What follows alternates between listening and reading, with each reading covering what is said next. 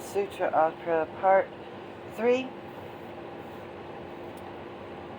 The practice of zeal and perseverance, the Vira Pramita. What do you think, Smoothy? If there were as many Ganges rivers as there are grains of sand in the Ganges rivers, will these rivers be very numerous? Exceedingly numerous, my Lord.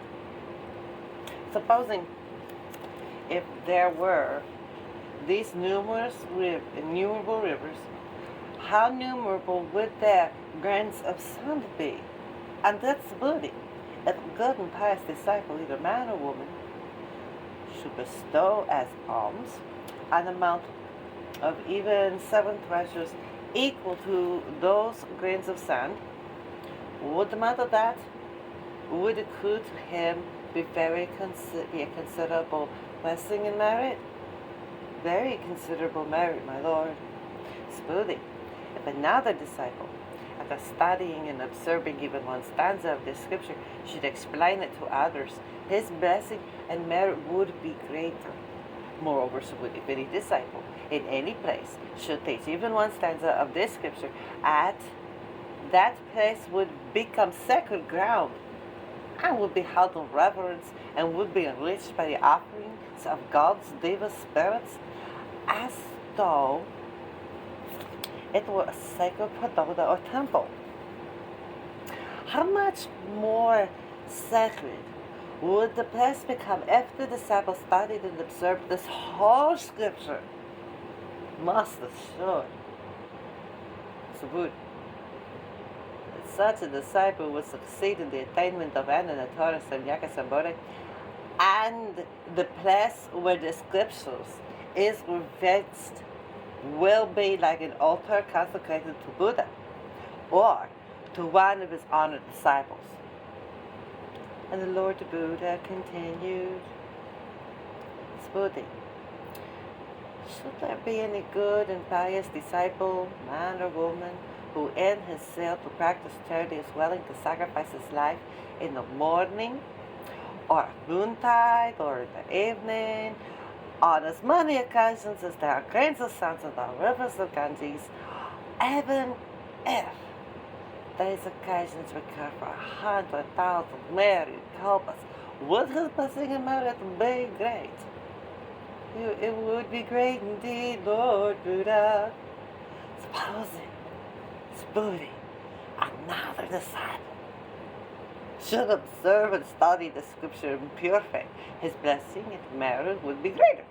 And even though another disciple, besides observing and studying the scripture, should zealously explain it to others and copy it and circulate it, his blessing and merit would be far greater. In other words, Subhuti, this scripture is invested with a virtue and power that is inestimable, inimitable, ineffable. And the Tathagata indicates this scripture only to those disciples who are earnestly and perseveringly seeking the perfect realization of Anatara Samyak Sambandha, and the attaining of bodhisattva stages of compassion that characterize the Mahayana. As disciples become able to zealously and faithfully observe and study the scripture, explain it to others, and circulate it widely, the Tathagata will recognize and support them until they have succeeded in the attainment of this inestimable, illimitable, and wonderful virtues. Such disciples will share with the Tathagata its burden of compassion and its reward of Ananatara Samyak Sambodhi. And why, Subhuti, is this promise limited to the Mahayana disciples? It is because the Hinayana disciples have not yet been able to free themselves from such arbitrary conceptions of phenomena, such as one's own selfhood, other personalities, living beings, and the universal self, and therefore are not yet able to faithfully and earnestly observe and study and explain the scripture to others. Listen, Subhuti.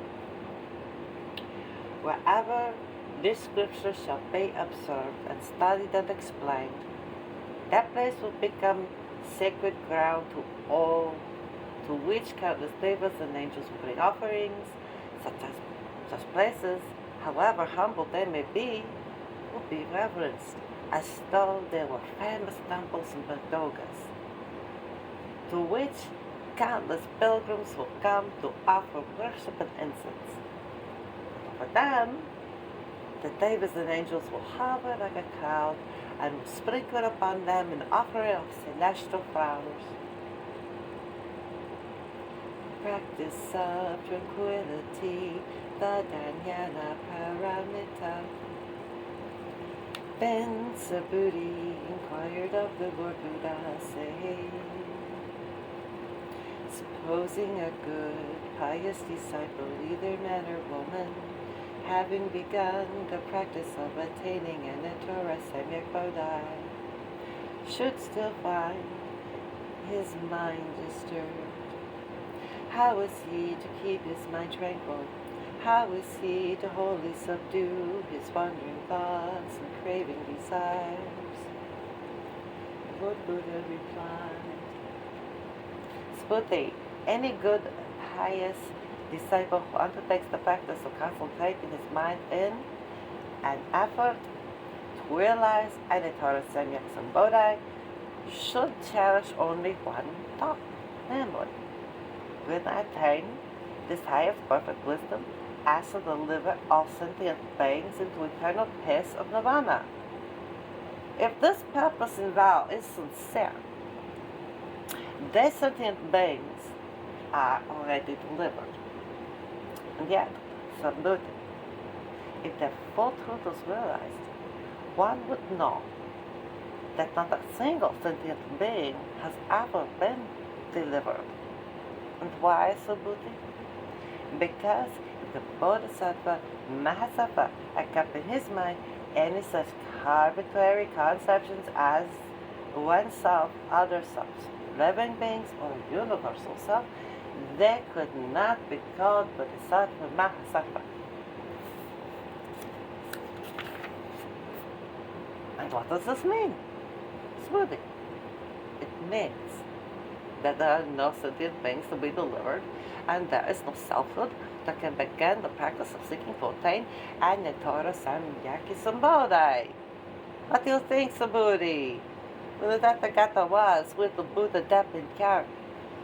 Did he have any such arbitrary conception of the Dharma as would warrant him in seeking to attain Anattara Samyak Bodhi intuitively? No, blessed Lord, as I understand what thou hast said to us, when the Lord Buddha was with the Buddha Dipankara, he had no such arbitrary conception of the Dharma as would warrant him in seeking to attain Anattara Samyak Bodhi intuitively. The Lord Buddha was much pleased with this and said, you are right, Subhuti. Speaking truly here, there is no such arbitrary conception of the Dharma as that. If there had been, Dipankara Buddha would not have foretold that in some future life I will attain Buddhahood under the name of Sakyamuni. What does this mean, Subhuti? It means that I attained. What I attained is not something limited and arbitrary. It can be called Anattara Bodhi, but this Buddhahood whose essence is identical with the essence of all things and is what it is, universal, inconceivable, inscrutable.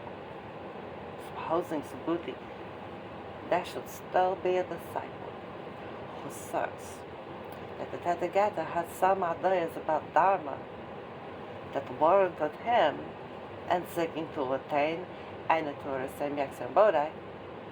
Quite understood, Subhuti, that the Tathagata truly had no ideas of the Dharma that warranted him in seeking to attain Anattara Samyak Bodhi.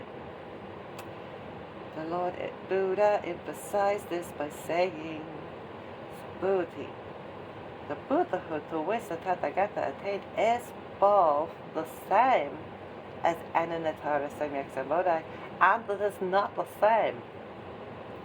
It is only another way of saying that the phenomenon of all things is of one suchness with Buddhahood and Ananatara Samyak Sambodhi, and all that is neither reality or unreality, but the molds together with all phenomena and emptiness and silence, inconceivable and inconstitutable.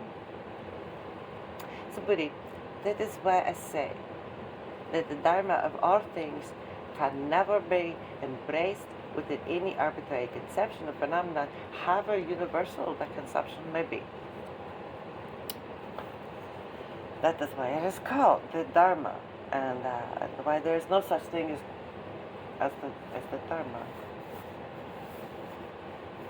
So, Buddhi, suppose I should speak of the largeness of the human body. How would you understand by it? Honored of the world, I should understand that the Lord Buddha was not speaking of the largeness of the human body as an arbitrary conception of its phenomenality. I should understand that the words carried only an imaginary meaning. Buddhi, it isn't just the same when Bodhisattva Mahasattvas speak of the liberating numbers of sentient beings. They have in mind in the arbitrary conception of sentient beings or of definite numbers. They are unworthy to be called the Bodhisattva Mahasattvas. And why Buddhists? Buddhi? Because the very reason why they are called the Bodhisattva Mahasattvas is because they have abandoned all such arbitrary conceptions. And what is true of one arbitrary conception is true of all conceptions. The Tathagata's teachings are entirely free from all such arbitrary conceptions of one as one's own self, of other selves, living beings, or universal self. To make this teaching more emphatic, guess the narrative was into it. To make this teaching more emphatic, the Lord Buddha continued. If a Bodhisattva Mahasattva was to speak like this, I will add embellishments to the Buddha lands. I would be unworthy to be called a Bodhisattva Mahasattva. And why? Because the Tathagata has explicitly taught that when a Bodhisattva Mahasattva uses such words, they must not hold in mind any arbitrary conception of phenomena. They are to use such expressions merely as so many words. Smooth. It is not only those disciples who understanding can penetrate deeply enough into the meaning of the Tathagata's teachings concerning the egolessness of both things and the living beings, and who can clearly understand their significance, that are worthy to be called Bodhisattva Mahasattvas. The Lord Buddha then required of Buddhi, saying, "What do you think? Does Tathagata possess a physical eye?" Buddhi replied, "Surely, blessed Lord, he possesses a physical eye. Thus he possessed the eye of enlightenment, Subhuti. Certainly the Tathagata possesses the eye of enlightenment. He would not be the Lord Buddha otherwise. Does the Tathagata possess the eye of transcendental intelligence?" Yes, blessed Lord, the Tathagata possesses the eye of transcendental intelligence. Does the Tathagata possess the eye of spiritual intuition? Yes, blessed Lord, the Tathagata possesses the eye of spiritual intuition. Does the Tathagata possess the eye of a Buddha's love and compassion for all sentient life, Subhuti? Subhuti assented and said, Blessed Lord, thou lovest all sentient life. Well, thank you, Subhuti. When I referred to the grains and the sands of the river Ganges, did I assert that they were truly grains of sand? No, blessed Lord, you only spoke of them as grains of sand. Subhuti, if there were as many grains of sand as there are grains of sand in the river Ganges, if there were as many Buddha lands as there are grains of sand in all of these innumerable rivers, would these Buddha lands be considered as very numerous? Very numerous indeed, Lord Buddha. Listen to Buddha. Within these innumerable Buddha lands, there are every form of sentient being with all the various mentalities and conceptions, all of which are fully known to the Tathagata. But not one of them is held in the Tathagata's mind as an arbitrary conception of phenomenon.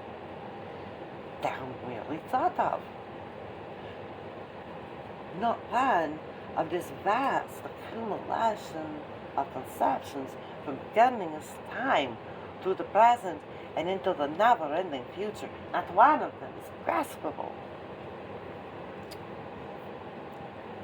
The Lord Buddha resumed, Subhuti, if any good and pious disciple, either man or woman, were to stop one moment and take a sip of tea, because the Tathagata's throat gets very thirsty when he reads his books.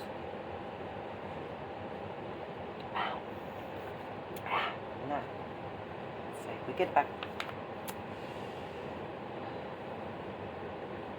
Subhuti, if any good pious disciple, either man or woman, were to take the three great universes, grind them into impenetrable powder, and blow it away into space, what think you, Subhuti? Do you think this powder would have any individual existence? Subhuti replied, Yes, blessed Lord. As an impalatable powder, it definitely dissipated, infinitely dissipated. It may be said to have a relative existence, but as the Blessed One uses words, it has no existence. The words have only a figurative meaning. Otherwise, the words would imply a belief in the existence of matter as an independent, self-existent entity, which it's not. Moreover, when the Tathagata refers to the 3,000 great universes, he could only do so as a figure of speech. And why? Because if there were 3,000 great universes really existed, their only reality would consist in their cosmic unity. Whether as impalatable powder or as great universes, what matters it? It is only in the sense of the cosmic unity of ultimate essence that the Tathagata can rightfully refer to it. The Lord Buddha was much pleased with this reply and said, Subhuti, although terrestrial beings have always been grasped after the arbitrary conceptions of matter and the great universes of conceptions has no true basis, it is an illusion of mortal mind. Even when it is referred to as cosmic unity, it is something inscrutable. The Lord Buddha continued, if any disciple were to say that the Tathagata in his teachings constantly referred to himself, other selves, living beings, a universal self, what think you, Subhuti? Would that disciple have understood the meaning of what I was teaching? Subhuti replied, No, blessed Lord. that disciple would not have understood the meaning of the Lord's teachings. For when the Lord has referred to them, he is never referred to their actual existence. He is only referred using the words as figures and symbols. It is only in that sense that they can be used for conceptions and ideas and limited truths and dharmas. Have no more reality than have matter and phenomena. Then the Lord made this more emphatic by saying, Buddhi, the disciples begin their practice of seeking to attain Anatora Samyak Sambodhi. They are thus to see, to perceive, to know, to understand and to realize that all things and all dharmas are no things, and therefore they are not to conceive within their minds any arbitrary conceptions whatsoever.